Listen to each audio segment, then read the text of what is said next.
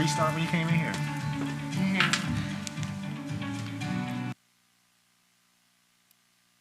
There it is. The agenda's going to be up there.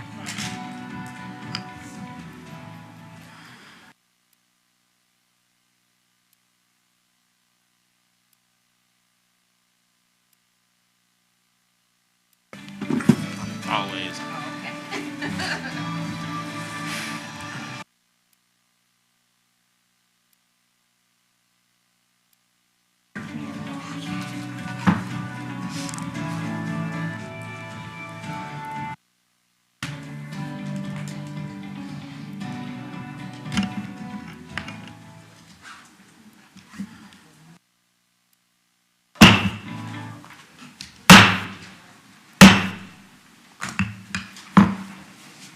Good evening.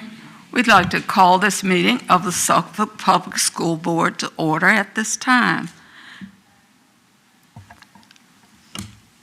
We are going to, at this time, have a motion, if we could, to bring in one of our members, Board Member Riddick, who has to join us remotely.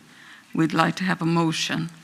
Motion is needed pursuant to Virginia Code Section 2.2-3708.2 A1B to allow Board Member Tyron Riddick to participate in tonight's special meeting of the school board through electronic communication means from the Virginia Department of Corrections, Sussex 2 State Prison, 24427, Musselwhite Drive, Waverly, Virginia 23891, due to work restraints that prevent his physical attendance at tonight's meeting.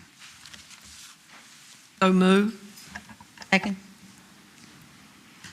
It's been moved and second that Mr. Riddick join us remotely.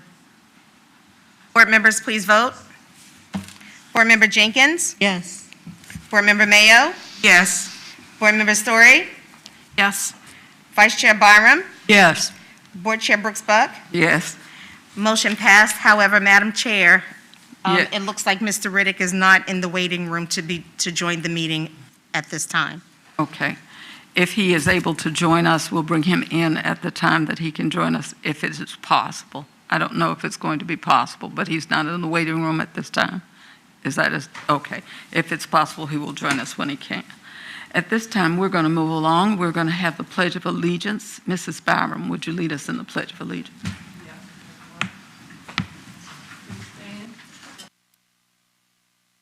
I pledge allegiance to the flag of the United States of America, republic for which it stands, one nation, under God, indivisible, with liberty and justice for all. Thank you.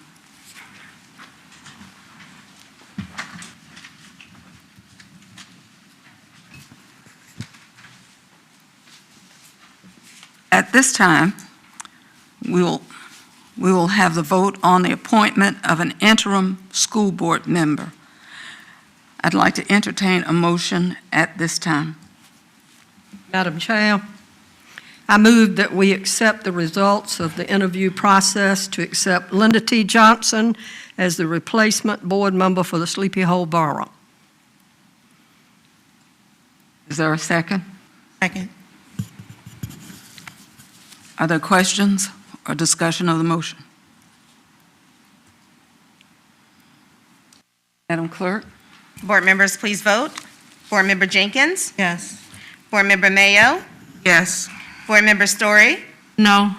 Vice Chair Byram? Yes. Board Chair Brooks Buck?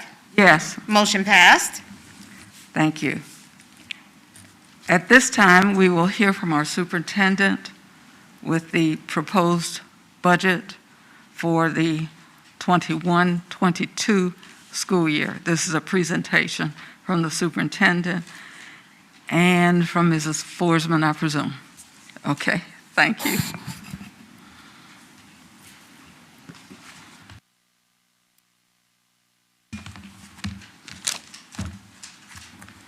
Right.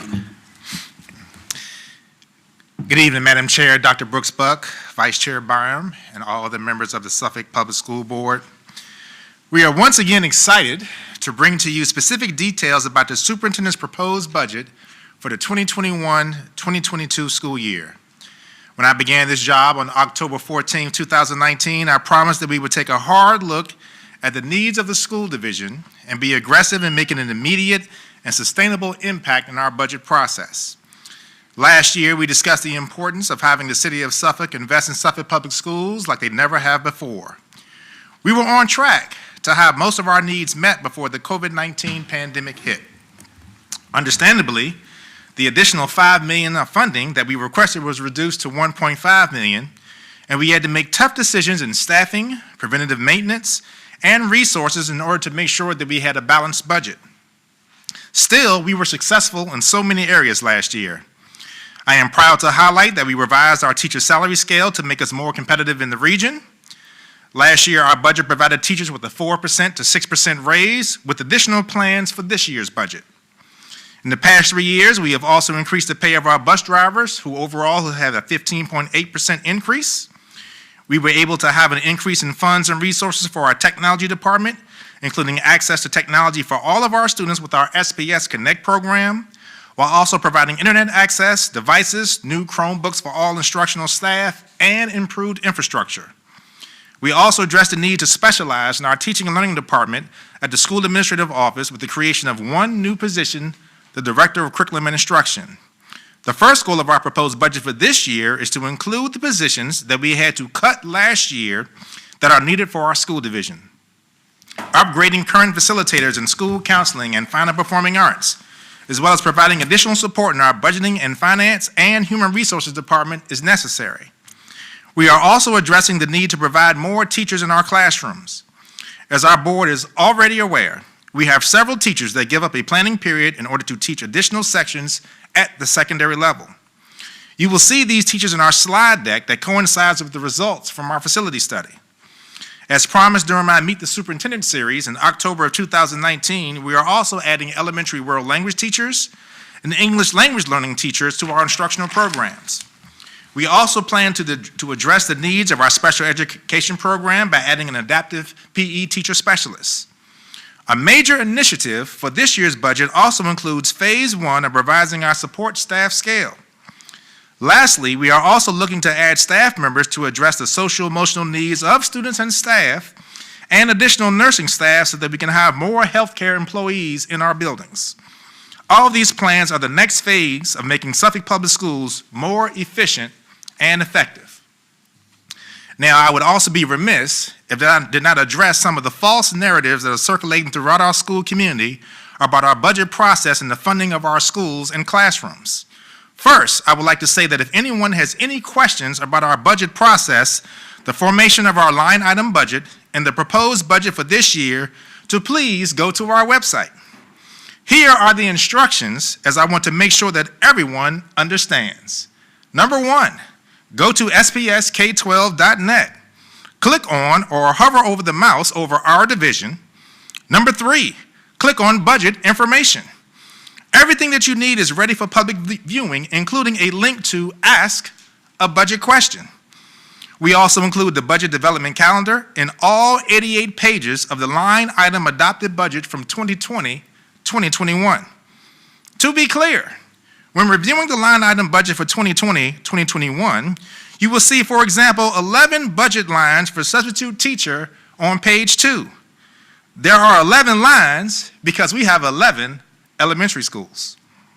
I am unsure how can we be more transparent than that, as well as taking the time to answer all questions that are sent in via our website. Now, I'll be honest, our budget process is comprehensive, but it is also sequential. Ms. Wendy Forsman has been the Executive Director of Finance and now Chief Financial Officer for 9 years, and we continue to have perfect financial audits, and our practices are in line with the Government Finance Officers Association, and our school bookkeepers and administrators do a tremendous job. On the agenda for every board meeting, under information items, there is a list of bills paid by the school division for each month under the financial report. We also include where we have spent CARES Act funding, especially because this was voted on by our school board. We will continue to purchase PPE for staff, disinfectant sprayers, hand sanitizers, and other cleaning and disinfecting supplies to keep both our staff and students safe. This is a part of the reason why our health plan was approved by the Virginia Department of Education in August, and why we have received a letter of support from the Virginia Department of Health for our mitigation strategies for our Educate and Innovate plan. Suffolk Public Schools will continue to do what is right for students, staff, and our school community. And the decisions that are made as a result of the budget process is a proof of that commitment. We made sure that we incorporated the common themes that we received from our board members at the school board retreat in October and shortly thereafter in our budget proposal for tonight. The superintendent's proposed budget is the next step in the process in making Suffolk Public Schools the premier school division in the country. At this time, I will turn it over to Ms. Forsman, our Chief Financial Officer, who will review aspects of the budget book that you have received and give you an overview for our proposed budget. Ms. Forsman?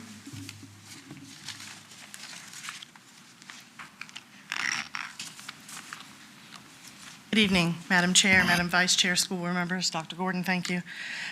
Before we start the presentation, we want to talk a few minutes about the book and what it looks like and how it's set up so that the public can understand.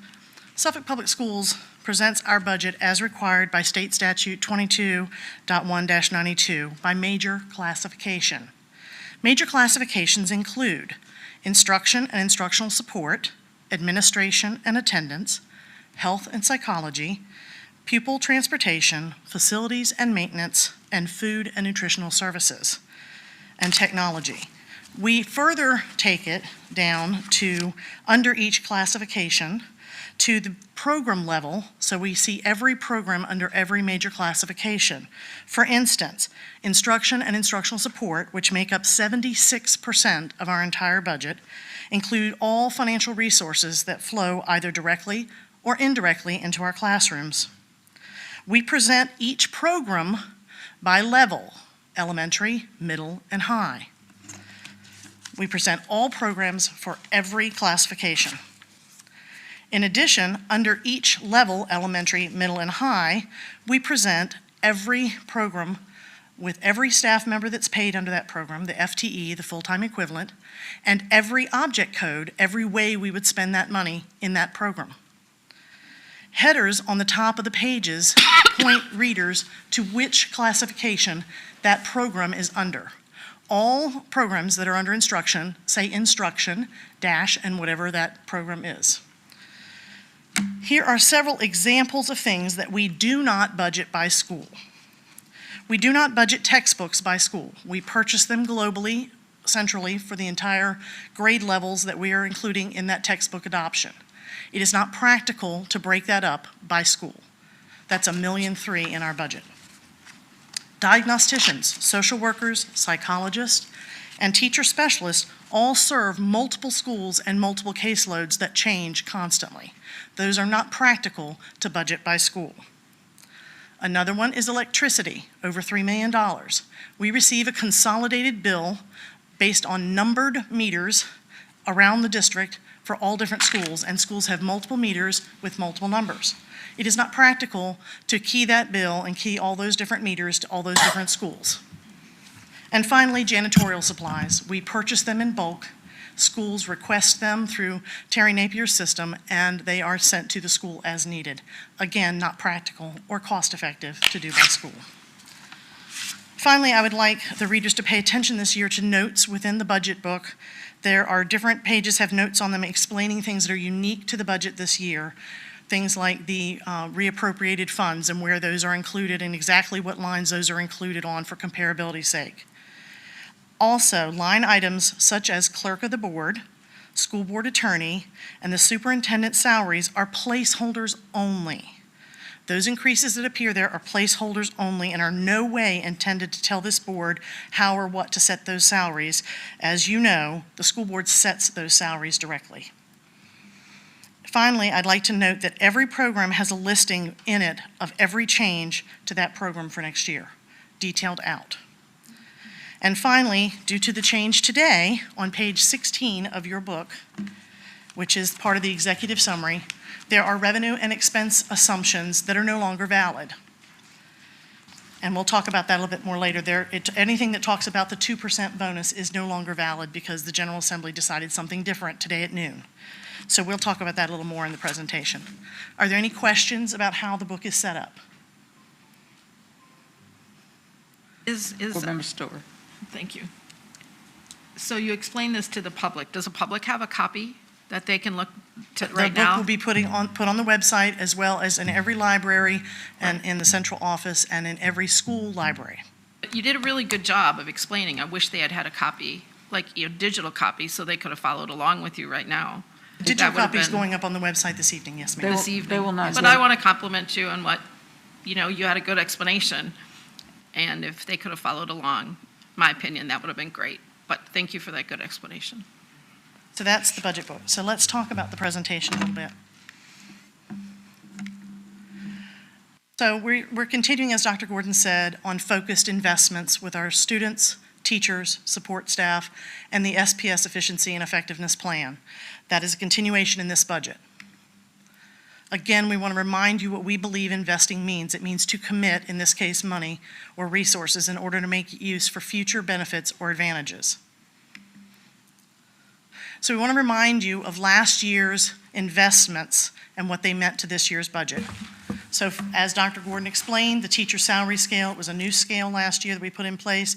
Raises were between 4% and 6% along that scale as we implemented that new scale. Bus drivers received their step based on their years of experience, and we changed the base salary from $1,280 to $1,460, which was a one-year increase of 14%. If you look at a three-year basis, it's 15.8%. Other investments included support and administrative staff with a 1% cost of living adjustment, and we were allowed to put in one position from the Efficiency and Effectiveness Plan.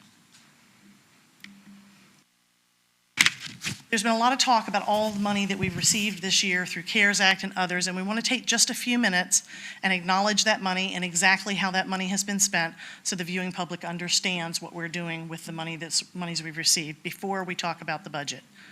So reappropriation of investments, as you know, we went to the City Council in September and asked for $3.2 million back. This money was money that we had been told by the state of Virginia we would not receive in sales tax due to the pandemic. When July came, the money was there. We received it from the state. So we had money that we needed to have reappropriated because we did not purchase things at year end thinking we would not receive that money. So you can see here that we've purchased 15 school buses for $1.6 million.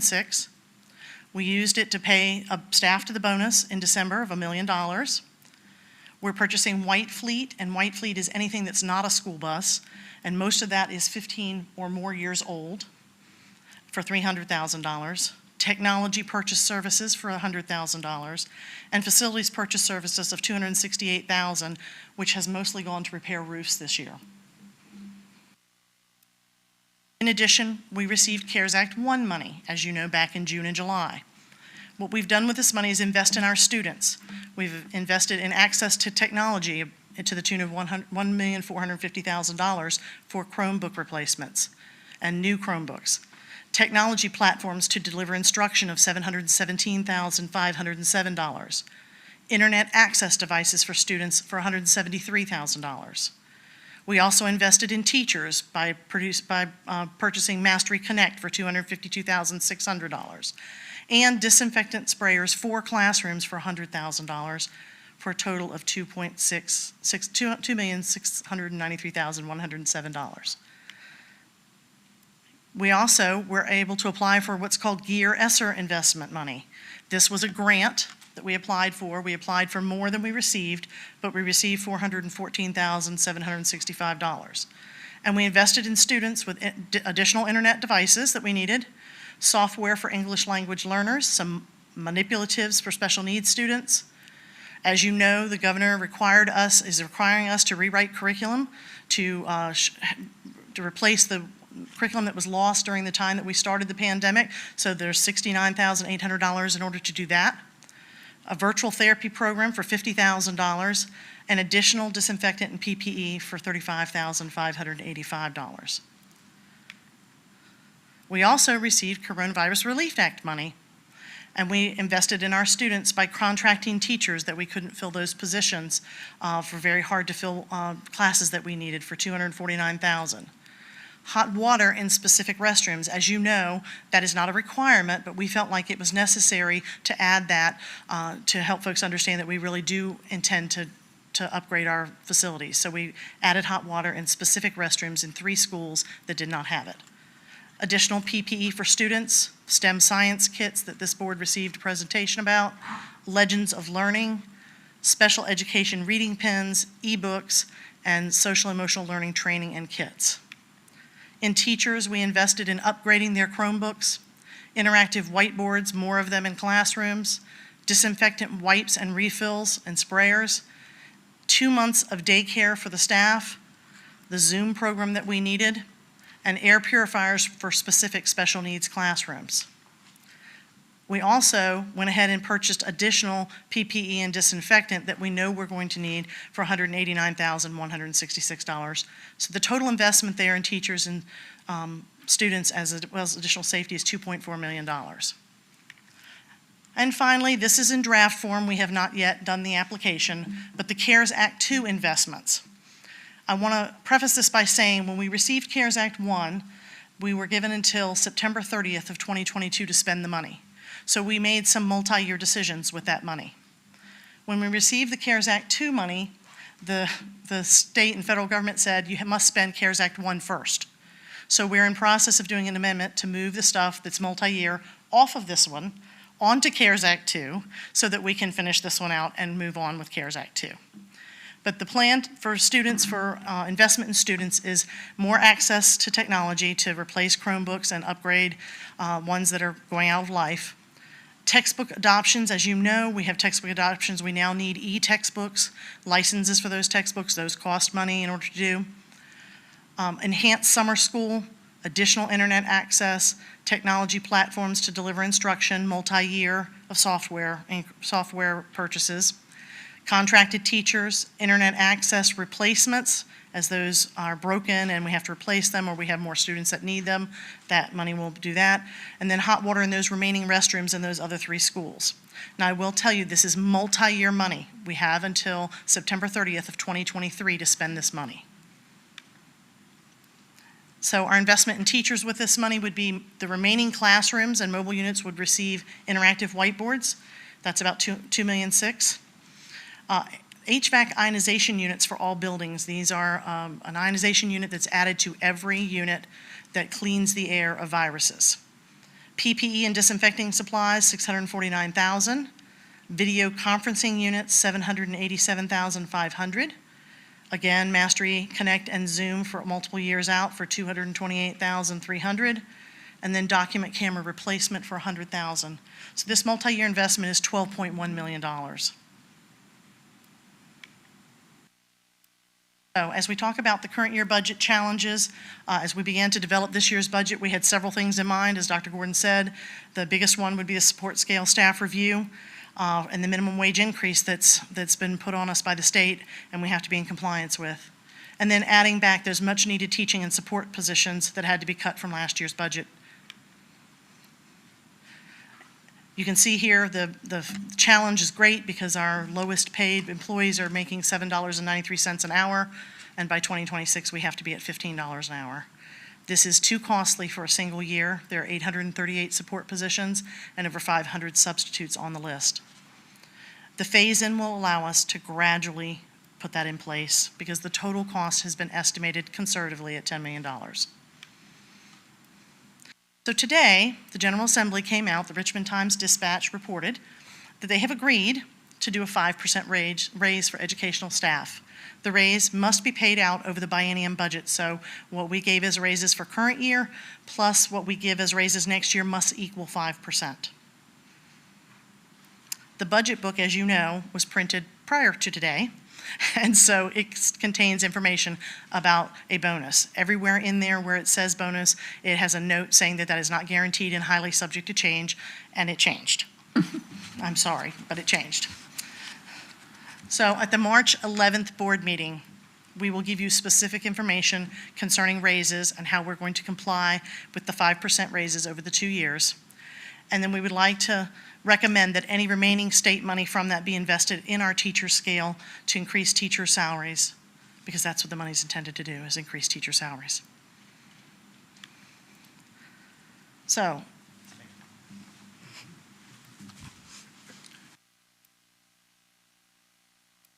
this is our tag team part where I want to come in and talk a little bit about the new positions that we were going to add. And a lot of these are going to be based on our facility study, as well as what we saw that we had to do, that we had to make some tough decisions for last year.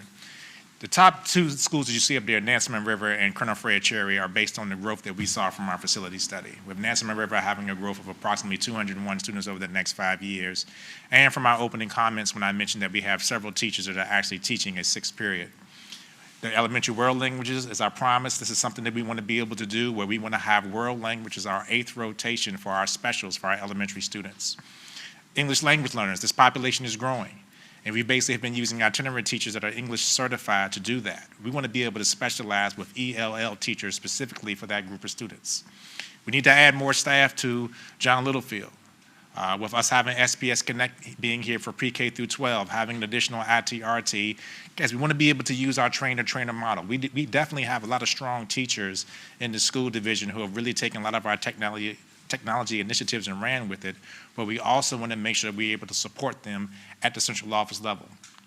Very excited that we're going to add a special education adaptive PE teacher specialist. We think this is something that is needed within our school, especially because our kids have been home for about a year.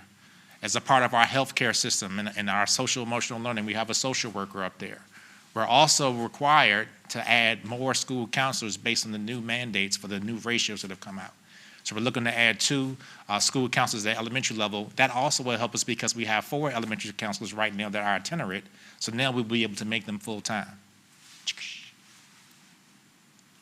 Additional month for 1 counselor at each high school. This is something that we actually had did last year when we gave the 20 days, which goes to that second line you see for middle schools. Now we want to be able to have multiple counselors working in the month of July at the high school level, and then we're also going to start with the 20 days at the principal's discretion for any of our school counselors to be able to work in the month of July at the middle school level. Using more ISS monitors at the high school. We had some that actually had dual roles as special education assistants. We're going to split a position for one of the requests that came from 2 of our principals for a security monitor and a crossing guard at Kings Fork Middle School and Hill Point Elementary School. Because we're talking about a 7:25 and a 9:25 start, we believe that we'll be able to get that done because the elementary school starts 2 hours later. Nurse assistant at Hill Point and Pioneer, also adding an FTE there.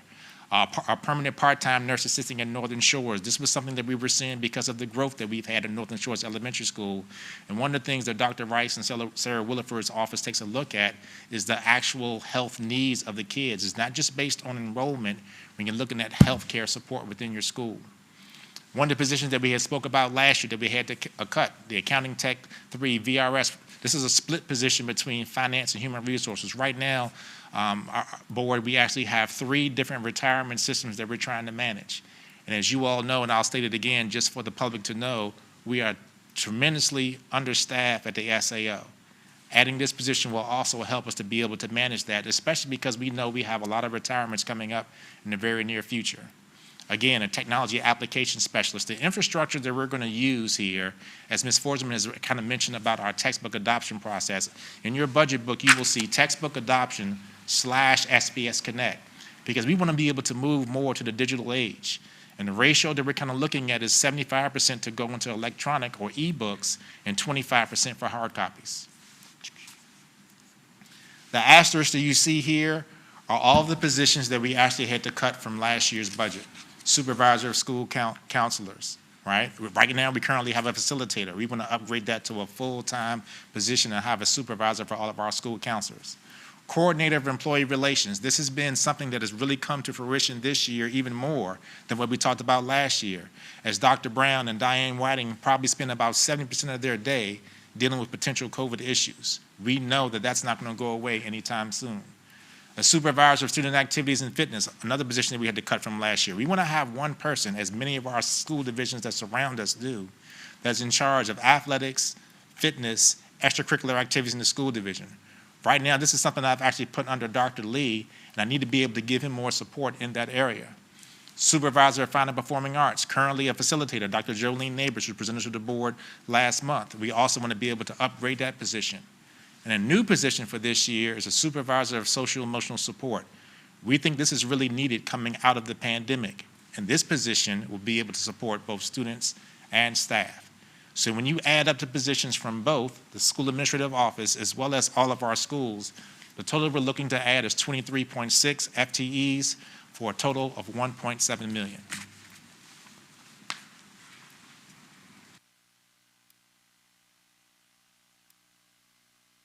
Let's talk about the budget. Now, these numbers will change, obviously, as the state changes the money that they're giving us. But at this point, with the governor's proposed budget, we would have an operating fund of $163,101,188, which is an increase of 0.88%, less than 1%. Now, that includes that $3.2 million reappropriation because it's required to be reported in that column. The grants fund, which is changing by CARES Act 1 and 2, as you know, multi-year, will move up by 100%, up from $11.3 million to $22.7 million. Again, that's a multi-year award, and we're looking to put at least $8 million in next year. Then our Food Nutritional Services Fund dropped slightly because they purchased equipment current year that they do not need to purchase next year.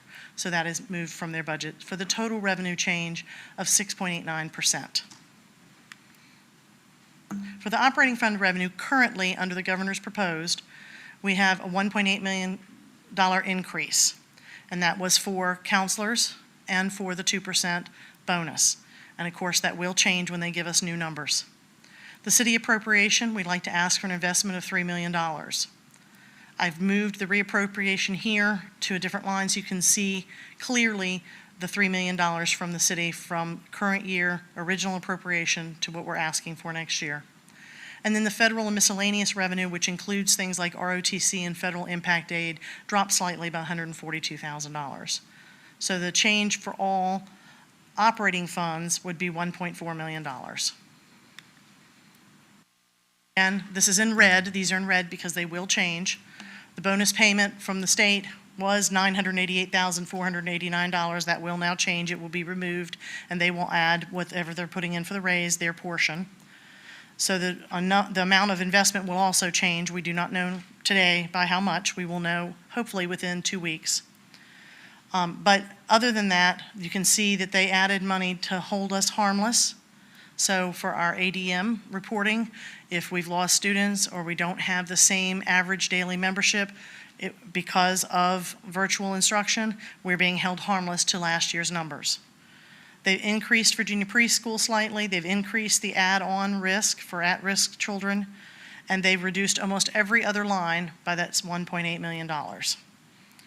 And again, we're going to ask the City of Suffolk for a $3 million investment. Here's the revenue by all sources, and I used this year instead of just the operating fund because of the significant increase in federal funds. I wanted the viewing public to see what federal revenue does for our budget. So the federal revenue is now 13.6% of the overall budget. Here's the major classifications that I spoke about, the budget book being based upon, and you can see here clearly where instruction falls, 75.75% of all of our funds. Our attendance and administration is 1.91%, which is lower than surrounding districts. Most are 2 to 3%. Some are as high as 5%, but they also include health and psychology, and it's not, you can't break it out the way they have their book. So you can see here that facilities and maintenance makes up 8.4%, pupil transportation 4.5%, food nutritional services 4.1%, and technology 4%. So for the proposed expense investment, you can see here again in red, the state bonus, which will come off of there. The phase-in, the first level of phase-in that we're going to do, phase-in 1, is going to cost $878,346. Raises, this line again will also change, but the way that it is in the printed budget book, those raises for staff that are not phase-in come to $581,858. And then as you saw on the slide that Dr. Gordon presented, the proposed new staff is $1.7 million for a total of $4.8 million. So for all other expenses, I've given you line by line here what increased and what decreased. If you remember, our federal income decreased by $142,000, so we were careful to make sure that our other expenses decreased by a similar amount of money. Again, all investments in students, teachers, staff, and the SPS Efficiency and Effectiveness Plan. So you can see purchase services was increased primarily in facilities and maintenance. Materials and supplies, primarily maintenance and technology. Dues and subscriptions increased by $29,000. Uniforms increased, the number of staff, as you know, we added more custodial staff, so that increased.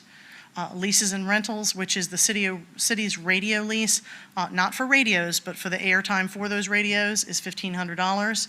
And then food allocations and universal E-rate, those kinds of things, increased by $2,129. And then here are the things that decreased. As you know, we budget our utilities based on a 5-year rolling average, and on that 5-year rolling average, we've had some pretty warm winters. $271,000 could be dropped from that budget line. Insurance for property and casualty, we have a new vendor, and it saved us, as you know from last year, over $200,000. Travel and training was dropped by $14,000, primarily because we'll have less itinerant travel. Fuel and parts for transportation decreased by $30,000. We adjusted our CSEP regional program billings to closer to actual. We had adjusted a little bit too high last year. We've made sure to account for what we believe it's going to be next year, but there was $62,677 that could come out of that one. And then, as you know, replacement equipment and additions, we purchased that disaster recovery for John last year, and we had several other investments in equipment that we did not need this year, so we dropped that line by $145,000. So the total decrease in those operating costs is $149,600. So in order for you to see kind of how this works without all the appropriation and everything, I wanted to make sure that you could see this purely with next year and what we're doing. So expenditures, the staff and raises as presented, $4.8 million, with the operating costs reduced by $149,600 for a total increase of $4.6 million. Look at the revenue side, again, without the reappropriation and all that involved, we're asking for $3 million in investment from the city. The state funds increased under the governor's budget by $1.8 million, and we had a reduction in our federal funds in the operating fund by $142,000, which equals that same $4.6 million. Next year, we're investing again in support staff. It will be phase 2. Phase 1 is effective July 1 as presented in this budget. Our next steps would be to review the phase 2, update those job descriptions, do the evaluations with those employee groups, get the supervisors and human resources to do those evaluations, and review those personnel files and begin to look at where they would fall on the pay bands. The folks that will be included in phase 2 for next year's budget, meaning 22-23, would be these and many more. The chart is found on our website. It clearly outlines all the phases and what will be done. And then next steps for this budget, on March 11th, the school board will have a work session on the budget where we will bring this new information and exactly how we would do raises at that time. There'll be a public hearing on that proposed budget at the regular school board meeting. Sometime in March, this board will set another meeting where you will come together and approve that budget so that April 1st I can get it to the city as the law requires. Then either late April or early May, the city will have a public hearing on their budget, which includes our budget. And then May 15th, the city's required by law to let us know how much our appropriation is going to be.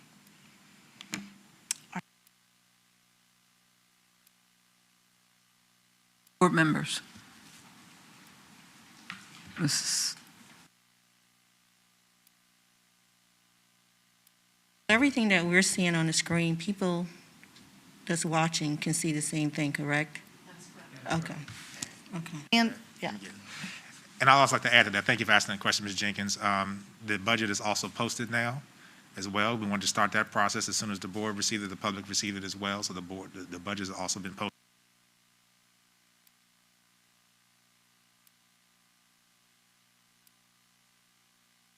Thank you.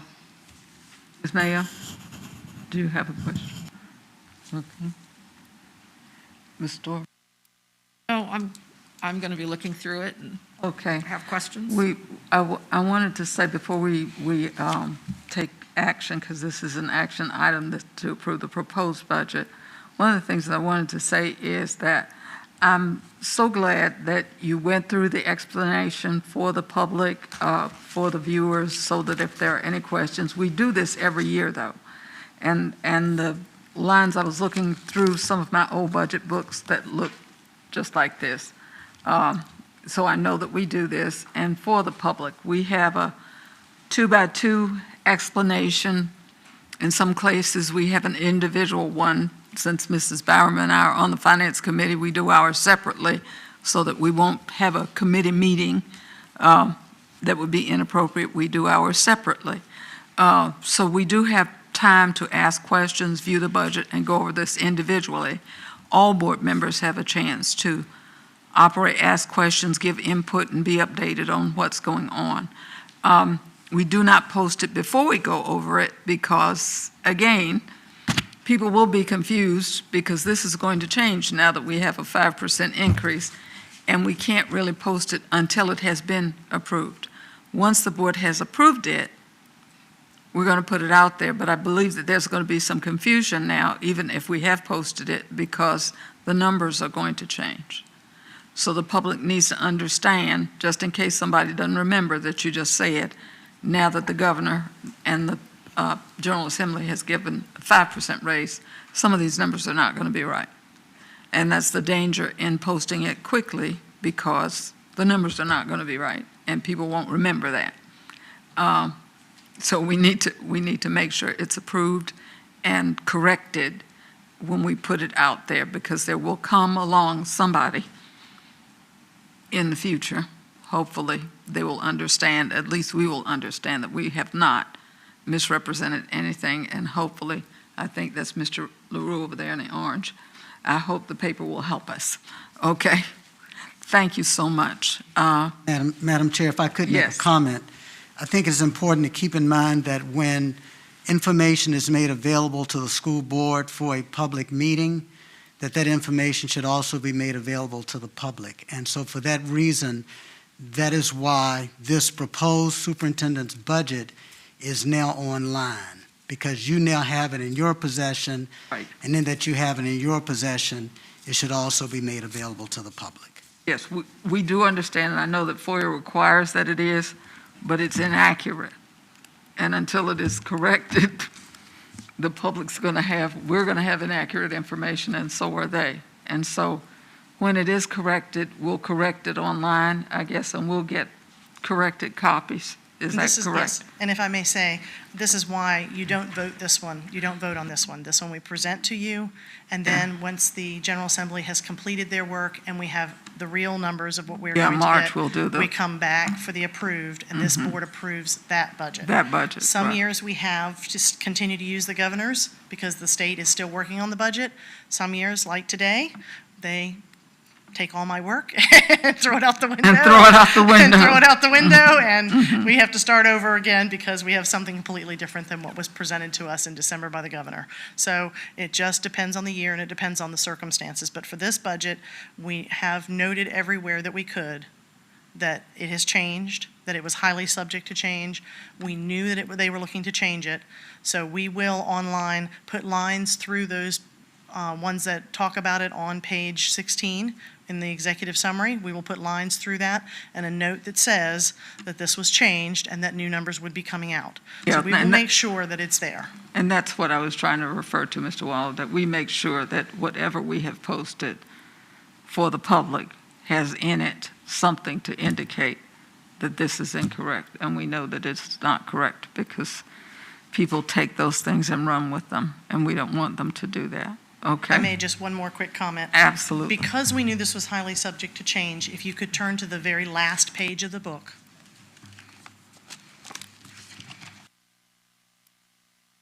As non-departmental. Does everybody see that? Yes. We placed the bonus cost in one line on this page. It is not in the salary lines throughout the rest of the book. We knew it was going to change, we just didn't know how. So we felt like the presentation shouldn't be part of the comparison columns throughout the book. Okay, Does that make sense? yes.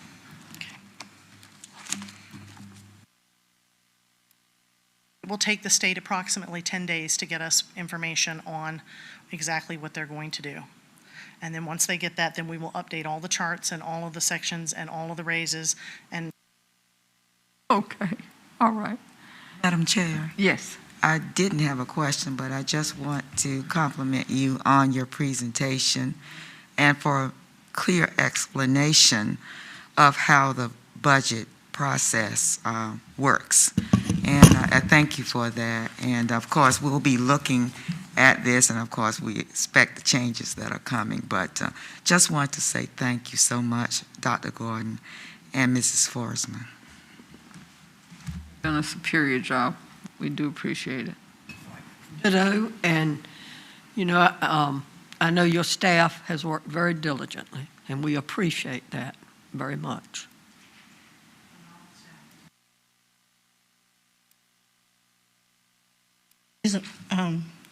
Ditto as well, but I just wanted to make it clear that people know that the changes in the budget is not because you or anyone else did anything wrong. It's because the General Assembly came up with a different number. Thank you. Thank you. Okay. If there are, so we have no action taken.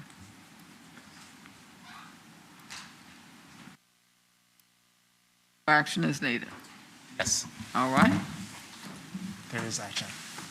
I beg your pardon? There is action. Yes. Yes, that's what I thought. We do need to take action. Can I clarify that? I- Because Ms. Forsman said we don't We vote don't. on the proposed budget. We don't just have said to take that. We action. don't. That's what I thought. There is no action There necessary. is no action on the This is proposed. informational. It's a For the presentation. proposed, this is the proposal for us. On next month, we'll have the special meeting to approve the budget that we pass on to the city council. And we'll have a special meeting. We'll decide on that date on our March 11th meeting. So this month, it says so in the booklet and on the agenda, but this is not an action item. It's an informational item. We do indeed appreciate your help, support this evening. We thank you. We say also congratulations to our member who's going to be with us in the next month at our next meeting from the Sleepy Hole Borough. This is Linda T. Johnson. And if all minds are clear, everybody's happy, it's time to leave. This meeting is adjourned. Thank you.